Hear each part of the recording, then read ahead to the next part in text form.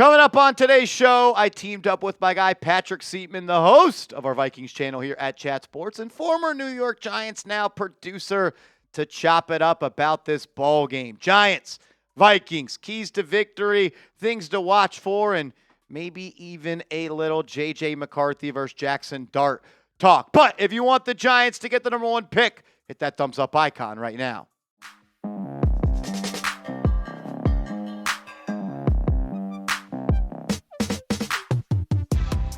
Yo, what's going on, everybody? Joined by my guy Patrick Siepman, the host of our Vikings channel here at Chat Sports, as we preview this game between the best two young quarterbacks in the NFC. That's what some are saying. Experts are saying, actually. Experts are saying that. But, yeah, fired up to be here. Marsh and I back, chopping it up about our two favorite football teams. And the battle of 6 versus 9 this weekend at MetLife Stadium. All right, nice. Let's dive into it. One of the things I'm immediately looking for, we'll talk about J.J. McCarthy coming up here in a little bit. Mike Kafka, great words from him at the podium. As always, he owns that podium, the greatest. I'm looking at Jaxson Dart versus Brian Flores defense. Last week, I got to watch the Minnesota Vikings up close and personal, and I'll just toss it to you here, Seeps. What can Jaxson Dart, Giants fans, and this Giants offense expect from Flores and what they do over there? Yeah, so his bread and butter is just lining either 6, 7, 8 guys up on the line of scrimmage. I mean, you guys will probably see this look almost every single second, third and long, pretty much throughout the entire game. And obviously, he's got the highest blitz rate in the NFL. Next Gen Stats been counting this since 2014. So that's the highest rate that we have seen since, or third highest rate since we've seen since 2014. But he'll line up 6, 7, 8 guys on the line of scrimmage, and Jaxson Dart, like, his job is, one, to determine who's coming and then what coverage the Vikings are running on the back end. Like, Flores has just had a field day against young quarterbacks since becoming the Vikings defensive coordinator. Now, I will say, no Jonathan Gennard in this matchup, and also no Josh Metellus. And Josh Metellus, he's a Swiss Army knife, just like Andrew Van Ginkel in this defense. He'll play free safety. He'll hot play some nickel, even hot play some edge, defensive line. But, I mean, Flores is just going to challenge the processing side of the game for Jaxson Dart. Obviously, young quarterbacks, they're a little behind the 8 ball as of late in the processing side of playing the quarterback position, but he's just going to challenge them. And I will say, the one thing about the Vikings defense, where they are susceptible, attack in the middle of the field. And also, if you can establish a run game, we have seen quarterbacks like the Jared Goffs of the world. Those guys have always had more success against Flores compared to like a guy like Jaden Daniels this past year, those mobile guys, or even Lamar Jackson. Flores has a field day on those types of quarterbacks. So I think it will really kind of pressure Jaxson Dart's ability just to, hey, get the ball out on time, be accurate, just take what the defense is giving you. But Flores, in my opinion, and you guys will see this on Sunday, he is my favorite defensive coordinator to watch in the NFL. Obviously, I'm a little biased towards that, but I just love the way he calls the shots, lining everybody up on the line. He could send 3. He could send all 8. And also, I think he does that, too, because Harrison Smith, he is he's an old man at this point. He is pretty much either dropping into a deep half or he is coming after the quarterback. But it's just pretty much the hellfire Brian Flores defense is what we like to call it. Yeah, and how Jaxson Dart is going to be able to fare against that blitz, some of these playmakers the Vikings have on defense, I think it's going to be a big test for him. And you talked about the Vikings defense being kind of susceptible to give up plays over the middle of the field. That's one of the areas that Jaxson Dart has had the most success. The thing is, over the last couple of weeks, the amount of times he's thrown over the middle of the field has dwindled. They just don't really have a guy that can kind of just set up shop, find the holes in the defense, and dominate in between the hash marks. This year, when Jaxson Dart targets the middle of the field from 0 to 10 yards, he's 44 of 54 for 391 yards, and he has an NFL passer rating of 95.3. You move to 10 to 20 yards down the field, 13 to 25. Those are good numbers, 2 touchdowns, but only 25 targets to that spot. Then you talk about having to deal with the pressure of the defense that Flores is going to roll out this week. And you can see that Jaxson Dart has had some success this year against the blitz. When he is blitzed this year, he's completing 62.1% of his passes for 700 yards, 8 touchdowns to 3 interceptions, a PFF grade of almost 71. 5 big-time throws, just 2 turnover-worthy plays when blitzed this year. I think that he'll see a defense he hasn't seen so far this year, and how Brian Flores is going to be able to try to take the ball away from Dart will be critical. And we've all seen the Hard Knocks clips. We saw Dan Quinn talk about you got to treat Jaxson Dart as a running back. You want to put hits on him. I can promise you this, and I'm sure you could speak to it as well. Brian Flores is pounding the table saying if Jaxson Dart moves past that line of scrimmage as a runner, well, let's take him out of the game and let's get the football off him. Yeah, 100%. I mean, the Vikings have been a just physical defense, even though Kevin O'Connell has kind of got more of a finesse feel to his football team, beat you on the outside. But that side of the football, the defense, they're going to hit you. I mean, they hit everybody. And I will say, the one thing about Jaxson Dart, and I'm curious to see how he's going to do this weekend, is the Vikings, they generate pressure extremely, extremely well. They have one of the highest rates in the league, but they don't get the quarterback always down. Their pressure-to-sack ratio has not been up to par as what it's been over the last couple of years. So maybe Dart, if he's got Dallas Turner, Van Ginkel coming in free, or maybe even a guy like Harrison Smith comes in free, if he can just kind of evade the pocket, make one guy miss, then that opens everything up. Because you think about it, you're lining up 7, 8 guys. Yeah. Let's just say 6 of them come. The one guy comes in free, but he kind of gets away from them. Then it's just kind of you're playing backyard football, and that's where I do feel like Jaxson Dart. I mean, obviously you know that when he's playing backyard football, he has had some big-time success this season. Yeah, and we'll see if the Giants try to maybe scheme up some quarterback draws. They've been a little bit hesitant to do so because the big bad national media is drawing up the narrative that Jaxson Dart takes too many hits. I'm just kind of over it at this point. Let's transition to the other side of the football. J.J. McCarthy's looked great over the last 2 weeks. He was a player that the Giants heavily scouted on Easter. Brian Daboll and Joe Shane flew to Ann Arbor to do a personal workout. What have you seen from him over the last 2 weeks that is different and has resulted in more success outside of the fact that he played 2 lousy NFC East defenses? Yeah, I mean, that's number one here. I mean, let's see if you can keep stacking these games. I mean, the Commanders, Cowboys, obviously, you guys know this as Giants fans, bottom of the barrel in terms of just defenses he has played. But the one thing I've liked, and this kind of goes back to Kevin O'Connell, he's been getting J.J. McCarthy confidence early in these games because he is a very up-and-down player. I mean, when his confidence, when he loses it and he kind of loses that swagger, the whole alter ego 9, like he can completely unravel. But early on in these games, like Kevin O'Connell, he never just goes 5 wide, at least normally as the head coach. Past 2 weeks, he'll just go 5 wide, all hitches, just to get McCarthy an easy one. But also, once he started to stack those, he'll start getting some easy completions. We've really seen him rip the ball down the field. I mean, right now he's tied with Matthew Stafford in terms of big-time throw percentage this year, 7.2%. But he'll put the ball in harm's way. His turnover-worthy play percentage is 4.6. 16 big-time throws, 12 turnover-worthy plays on the season.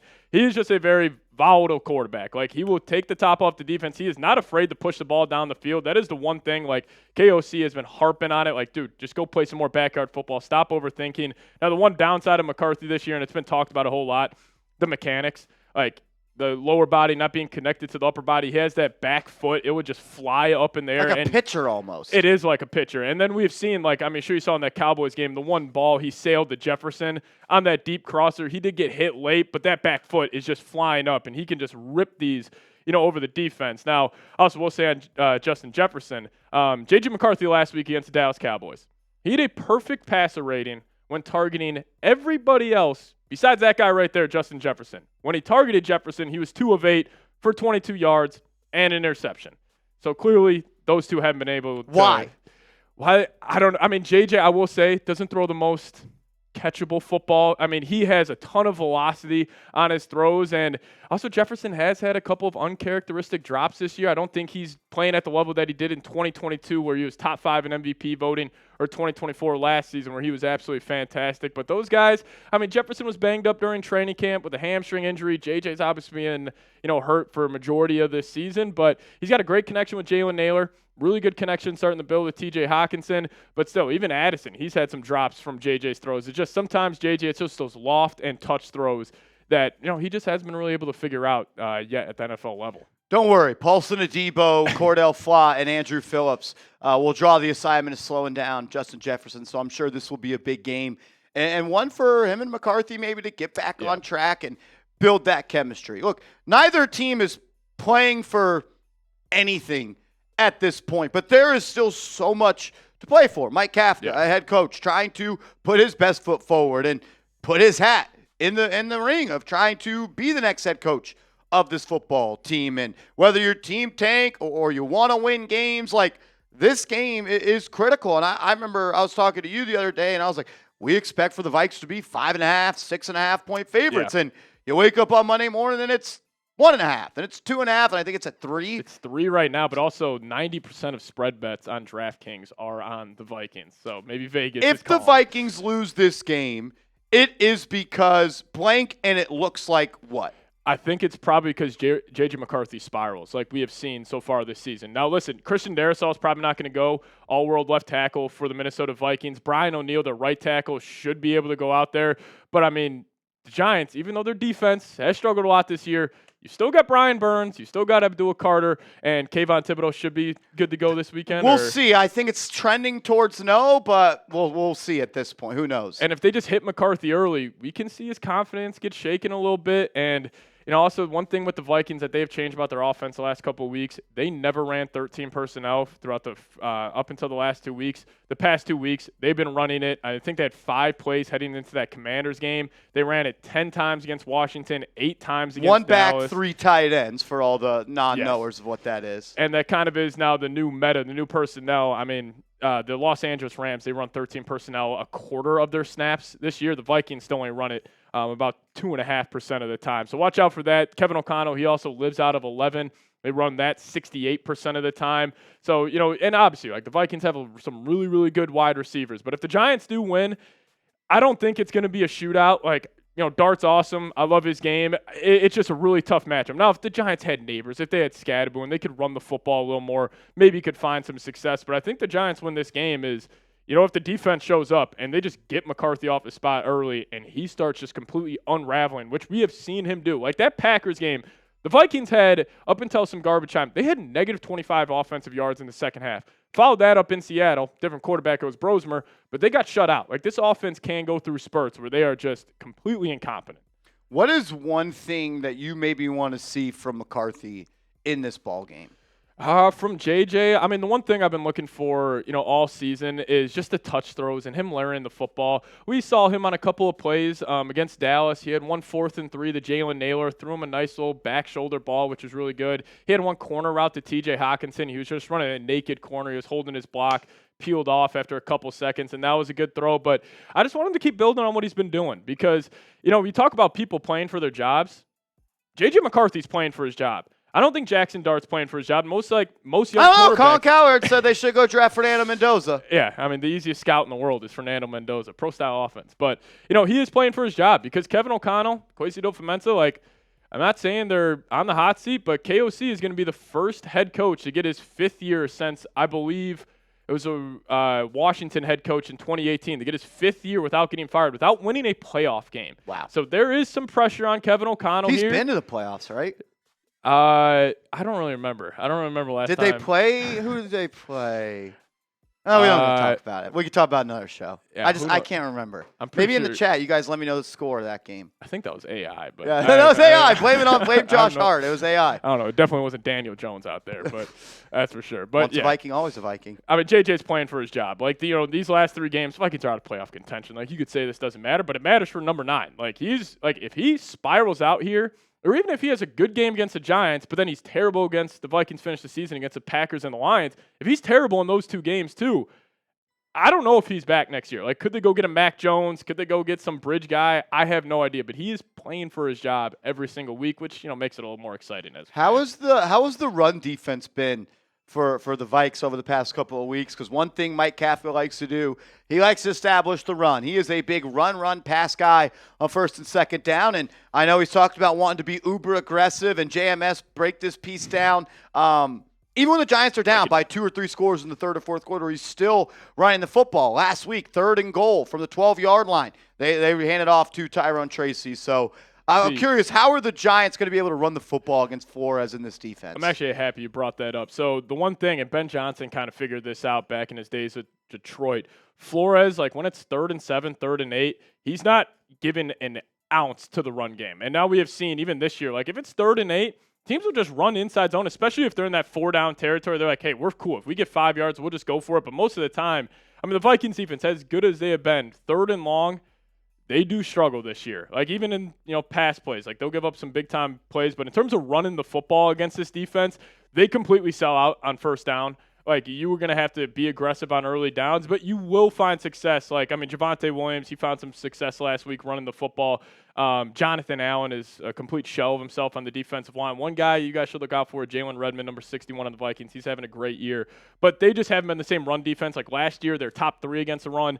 This year, more about middle of the pack. So if you are going to run the ball, it's kind of like pass when you're expected to run when you're expected to pass against Brian Flores. That is the Mike Kafka way. There was a stat, one of those X-axis, Y-axis charts where it was like passing over and under expected. The Giants were 31st in passes over expected. They run the football. Yeah. That's what they want to do, and I don't really understand. If you're going to be playing Jaxson Dart at this point, you should be trying to grow him and help him evolve as a passer and not a guy that hands the football off a couple of different times. Maybe one more thing I'm looking in this ball game for is how Kevin O'Connell fares against a brand new defensive coordinator and Charlie Bullen. This is going to be his 3rd game as a DC. And one thing that is different with him calling the shots instead of Shane Bowen is they are much more aggressive. And he comes from the Vance Joseph tree in Denver, and they like to blitz, very similar to Brian Flores. So how we've talked about Jaxson Dart is going to have to adjust, and I think the Giants could look to run the screen game a little bit more. They like to get Wan'Dale Robinson as well as Theo Johnson working in that. But how J.J. McCarthy, they're going to try to make him think before the snap just like that. And I love that type of defense. Even though it hasn't been successful, like when I was watching that Vikings game against the Dallas Cowboys, the Cowboys put up, 21 or 23 points in that ball game. Every yard was earned, though. Every drive has to be earned. And while you are susceptible to giving up certain things when you blitz, you're at least making that quarterback think. Mike Kafka talked about he loves being in the helmet of Jaxson Dart, voicing what he's seeing until you get to that 15 seconds on the play clock. So look for the Giants to go a lot of no huddle this week. That way that Kafka can try to communicate with Jaxson Dart at the line. And I want to see how JJ looks against this new Giants defense where they kind of play more of a downhill style of game. Yeah, I think for JJ, I mean, it starts with the whole offense. It's just winning early downs with this kid because, again, and this is with any young quarterback. You get him in 3rd and 8, 3rd and 9 against an aggressive defensive coordinator.